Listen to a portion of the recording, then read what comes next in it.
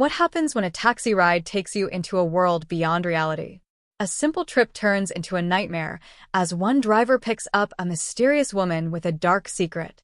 Her strange request, the eerie atmosphere, and the unexplainable forces that surround him will leave you questioning everything.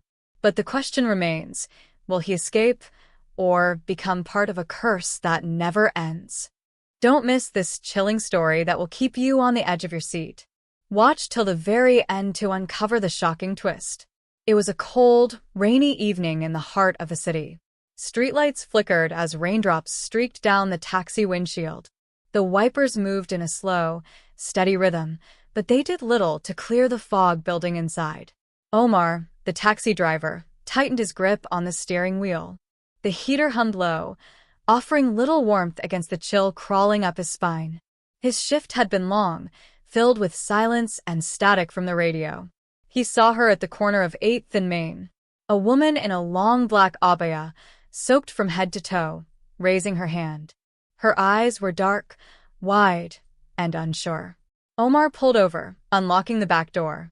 She entered without a word, her hijab clinging to her face from the rain. Water pooled at her feet as she shut the door gently behind her. "Where to?" he asked, his voice low.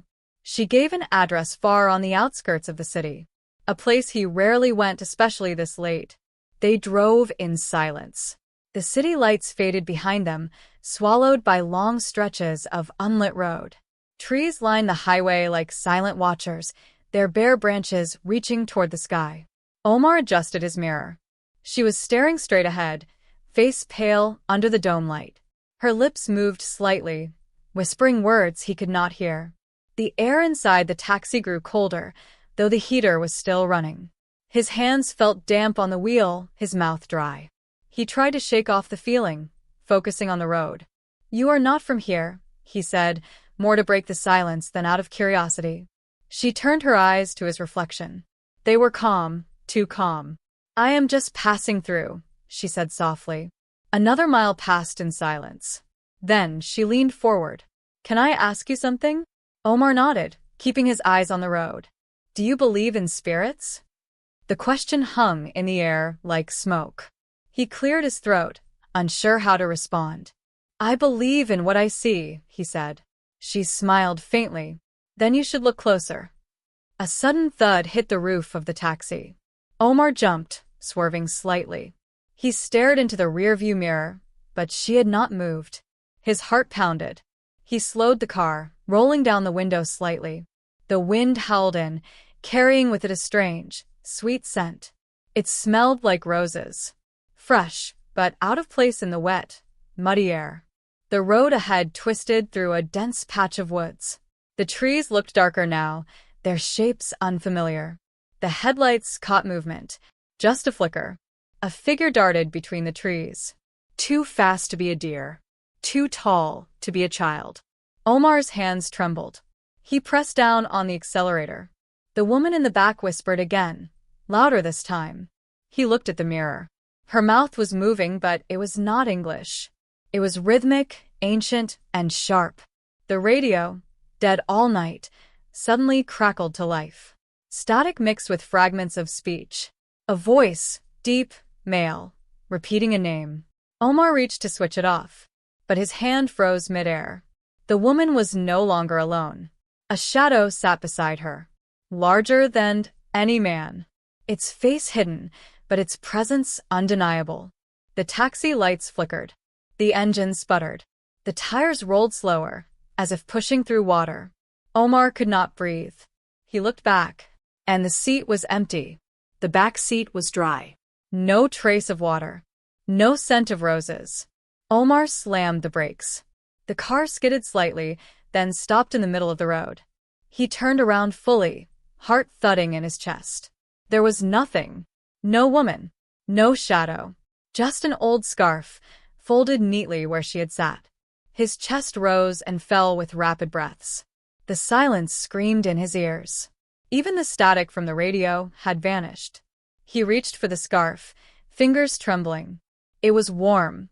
Too warm for something untouched in the cold. His phone buzzed suddenly in the glove compartment. He fumbled to grab it, screen glowing in the darkness. One new message. From an unknown number. Thank you for the ride. Please do not stop here again. Omar's blood turned cold.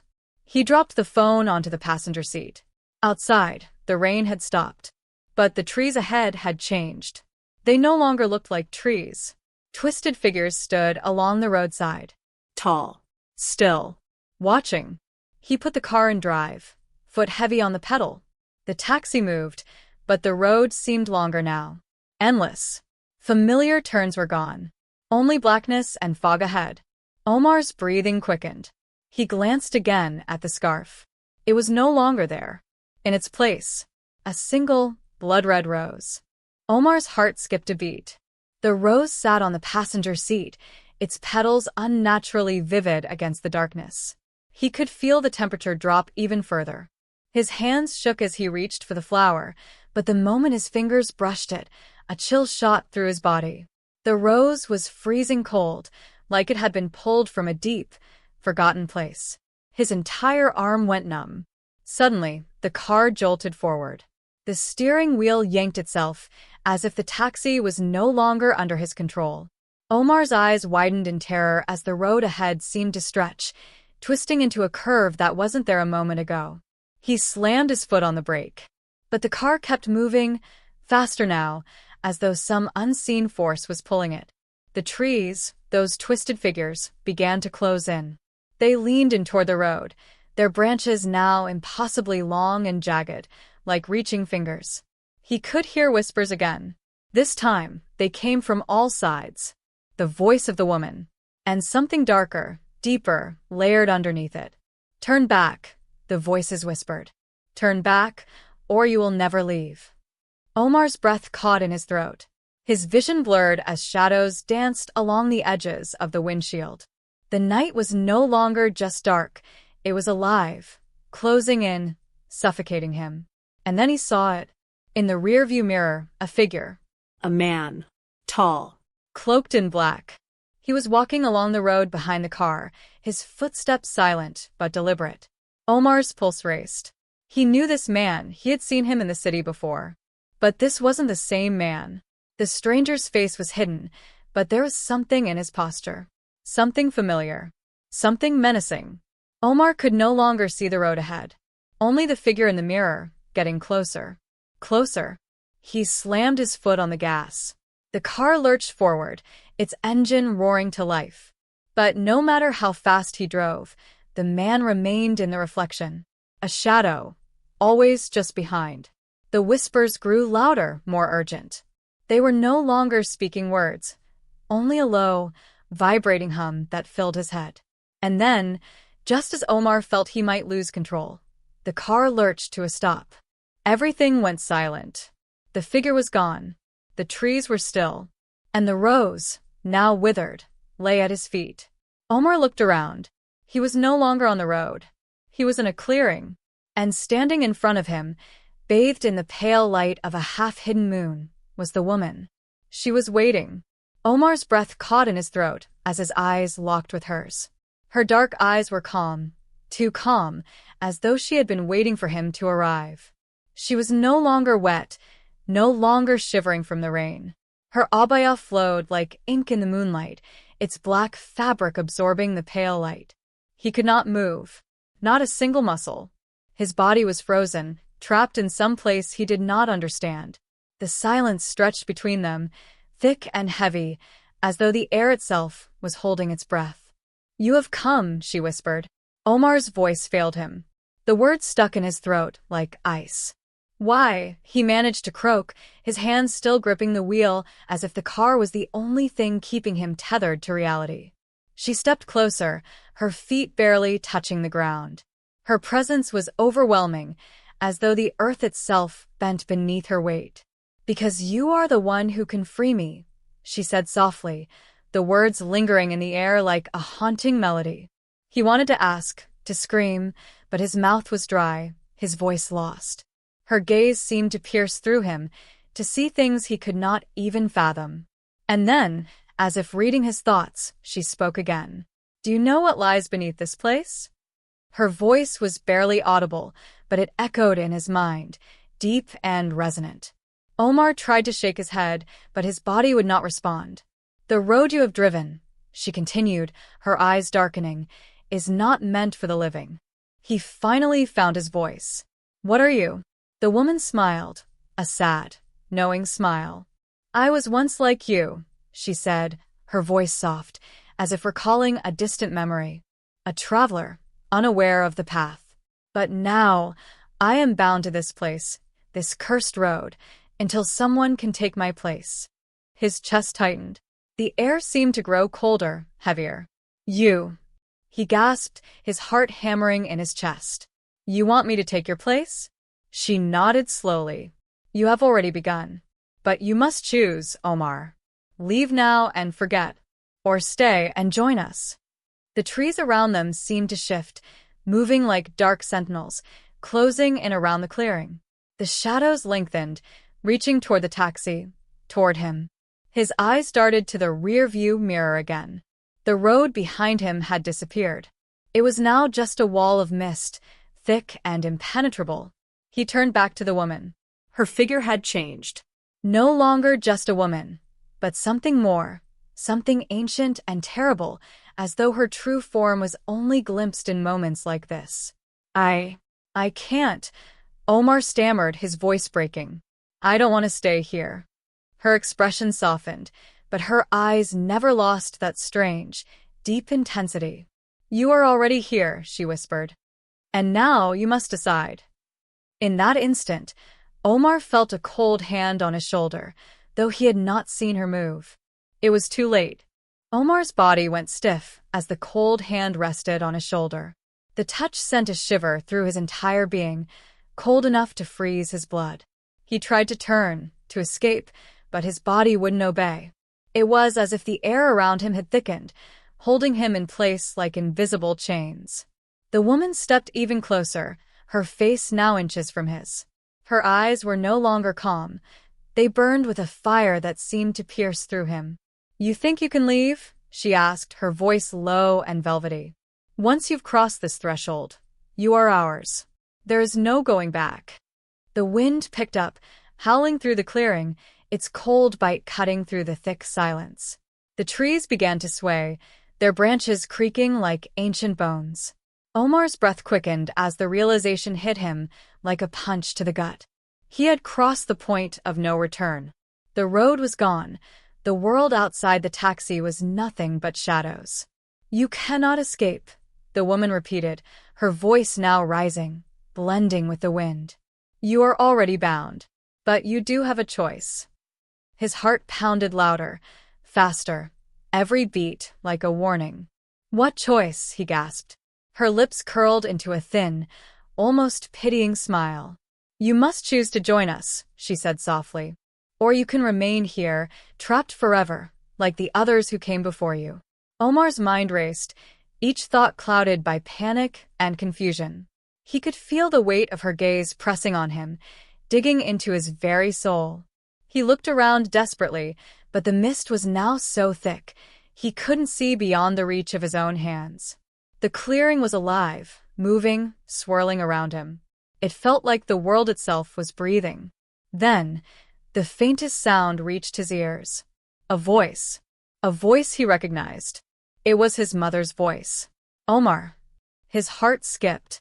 He spun around, but saw nothing, just the endless mist. "Mom," he whispered, his voice trembling. "Omar." The voice repeated, closer now. A figure emerged from the fog. A woman, her features blurred by the mist, but her eyes, he would know those eyes anywhere. "Omar, my son," the figure said, her voice filled with longing and sorrow. It was her. It had to be. The woman in the clearing, the one who had trapped him, stepped back as the figure approached. "Do not listen to her," the woman in the mist said. "I am your mother. She is the one who has kept us all here." Omar's head spun. His heart twisted in agony, torn between the woman before him and the voice calling him to freedom. The mist thickened, swirling around him, closing in. For the briefest moment, he thought he saw the face of the woman he once knew. But then, as quickly as it had come, the mist swallowed her, leaving only the shadows behind. He was alone once more. The woman before him grinned, her face shifting between a human form and something far darker. "It's too late now," she whispered, her voice twisted with a dark satisfaction. Omar's mind reeled. His chest felt heavy, like he was suffocating under the weight of the choice he had to make. His mother's voice still lingered in his ears, but he could feel the air growing colder, more suffocating. "Omar." The voice was softer now, pleading. He turned. He was running out of time. Omar's legs felt like lead as he took a step toward the voice. His heart thudded wildly in his chest, urging him to run, to escape, but the fog was thickening, wrapping around him like a suffocating blanket. The woman in front of him didn't move. Her eyes followed his every motion, cold and calculating. Omar's mind was spinning. His mother's voice was growing clearer now, each word dripping with urgency. "Omar, don't listen to her," the voice cried, almost pleading. "She's lying. I'm here. Come to me." Omar's feet were moving before he could stop them. He didn't understand how, but he found himself walking toward the mist, his breath ragged as his surroundings seemed to stretch and twist. The ground felt uneven beneath him, as though the earth itself was changing. The trees whispered around him, their branches snapping and groaning, sending chills up his spine. The woman's voice, now behind him, echoed like a siren's call, attempting to pull him back. "Don't run. You will only end up like them." Omar ignored her. He had to reach the voice. He had to believe it was his mother. Every step felt harder than the last. The fog thickened, swirling around him until the world became nothing but an endless gray void. But the voice, it was getting closer. Then, suddenly, the mist parted. Omar blinked, his breath caught in his throat. There, standing before him, was a figure in white, his mother, just as he remembered her. Her face was warm, comforting, her eyes filled with the kind of love he had always longed for. She stepped forward, her hands reaching out to him. "Omar," she whispered softly, her voice now gentle, a balm to his tortured mind. "Come to me, my son." Tears welled in Omar's eyes as he moved toward her. Every step felt like a relief, like he was finally coming home. But then, something shifted in the air. A cold gust swept through the mist, causing his mother's image to flicker, to distort. "No!" Omar cried out, his heart racing again. The figure of his mother began to twist. Her skin stretched unnaturally, her eyes turning dark, her smile fading into something sharp, cold, and menacing. Omar stumbled back in horror, his hands shaking uncontrollably. It was her. But it wasn't. The woman before him grinned, her face now a grotesque mask of what it once had been. Her voice, once comforting, now sounded like the scraping of metal on stone. "You thought you could escape me, but you never truly left," she hissed. "You are mine now, just like all the others." Omar's blood ran cold. The ground beneath him trembled, and the mist began to close in once more. He turned to flee, but his legs wouldn't move. The world around him was spinning faster, the fog thickening, swallowing everything in sight. In the distance, he heard the faintest sound, a whisper that was almost drowned out by the darkness closing in on him. "Make your choice, Omar," it said. "Leave or stay." He had no idea how long he stood there, frozen, torn between the horror of what he had just witnessed and the instinct to run, to escape whatever dark force had taken hold of this place. And then, as if by some miracle, he saw a break in the mist. A flicker of light. A way out. Without a second thought, Omar turned and ran toward it, his heart pounding in his chest. The woman's laugh echoed behind him. The mist seemed to reach for him, grabbing at his ankles, but he pushed forward, running faster than he ever had. He reached the light, but as his hand touched the edge, everything went black. Omar opened his eyes. For a moment, he thought he had gone blind. The darkness was so thick, so absolute. But then slowly his vision returned. He was no longer in the mist. The cold had vanished, replaced by a warmth he hadn't felt in what seemed like forever. The air smelled fresh, crisp, like the first breath after storm. He looked around. He was standing on the street again. The familiar city lights flickered in the distance, the hum of life returning to his senses. The taxi was parked beside the curb, just as it had been when he first picked up that strange woman. The rain had stopped. The road stretched before him, familiar and safe. He stepped back, still disoriented. His heart was racing, but there was no mist, no twisted trees, no figures watching him from the shadows. He was free. Omar staggered towards the car, his legs weak beneath him. His fingers brushed the door handle, but as soon as he touched it, he froze. A single rose lay on the passenger seat. Its petals were soft, fresh, and bright red. He stepped back, swallowing hard. His mind screamed at him to leave it, to walk away. But something in him, a faint memory, a pull, drove him to reach inside and touch the rose. The moment his fingers brushed the petals, the taxi's interior seemed to shift. The walls of the car closed in, and the air grew heavy again. It was happening again. Omar's heart slammed in his chest as he looked up into the rearview mirror. The reflection was different. The woman was there. Her eyes locked with his, no longer calm, but filled with a knowing sorrow. "You cannot outrun fate," she whispered, her voice a quiet echo in the back of his mind. Omar took a deep breath, standing tall despite the dread crawling up his spine. For a moment, he thought of running, of fleeing back into the world he knew. But something inside him had changed. "I'm not running anymore," he whispered back. The woman's eyes softened, as if understanding. Then, just as quickly, her figure flickered and faded from the mirror. Omar stood still for a long moment, staring into the empty space. The car was silent, the city beyond peaceful and undisturbed. With one final glance at the rose, he closed the door, stepping away from the taxi. The light from the street lamp above flickered one last time, casting a long shadow over the empty road. As Omar walked into the night, the air felt lighter, freer. The haunting whispers had stopped, and the weight of the choice he had made began to settle in his bones. He wasn't sure what the future held, but he knew one thing for certain. He had broken the cycle. And for the first time in a long while, Omar smiled. It was over.